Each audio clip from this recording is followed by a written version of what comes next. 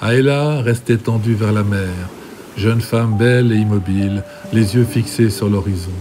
Elle avait porté ses doigts à ses lèvres et restait sans bouger. Les oiseaux de mer planaient au ras des vagues sans jamais se poser. « Le voilà, c'est mon père !» La jeune femme avait sauté sur place. Portée par le vent, une barque montée d'un rameur approchait. Un dernier coup de rame et déjà la coque s'échouait dans le sable humide avec un soupir. La poigne de cet homme à la peau aussi dure et lisse que le bois de ses avirons était solide et les yeux d'azur plantés dans les miens me parlaient d'une honnêteté d'homme.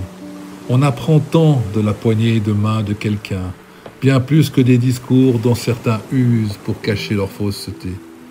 On m'appelle Santiago. Bonjour, mon nom est Rim. Je marche à la découverte du monde et des hommes. Depuis les montagnes à l'est, on m'a dit d'aller au soleil couchant, jusqu'à la côte. Alors je suis là. Santiago tenait toujours ma main. Sa barbe grise bougeait au vent. Aéla s'approcha aux côtés de son père et me sourit alors avec une profondeur que l'on connaît peu chez des personnes aussi jeunes. J'eus l'impression qu'elle savait quelque chose de moi que j'ignorais. Il prit la main de sa fille. Aéla veut dire celle qui porte les messages. Il mit alors sa main sur mon épaule et me montra le large. Les rives de l'océan sont pour le marcheur la fin de son chemin, mais elles sont pour le marin que le début de l'aventure. C'est dans le courage de laisser derrière toi ce que tu connais pour chercher ce qui t'est inconnu. Lorsque tu ne vois plus la côte, c'est là seulement que tu commences à connaître ton courage. Aéla avait des yeux immenses, aussi clairs et profonds que ceux de son père. Sa voix fut douce et mélodieuse. Tu dois apprendre à lire les signes que t'envoie l'univers.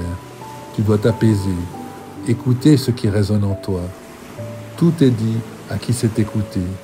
Une image te viendra comme te vient une idée. C'est comme cela que parle l'univers.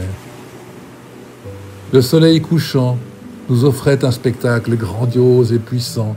Sur cet océan, nous ne disions mot tant la chose à partager était bien au-delà de la parole. Aéla ne me quittait pas des yeux, elle dit « L'amour est la clé qui ouvre la porte de toute chose. » Elle était le soleil et la lune, la musique de la nature comme la vibration profonde de la terre.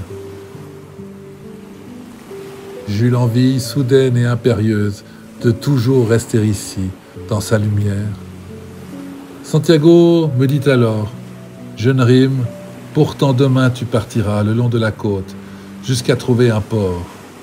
Il y aura là un bateau, il s'appelle l'Argo, on t'y attend.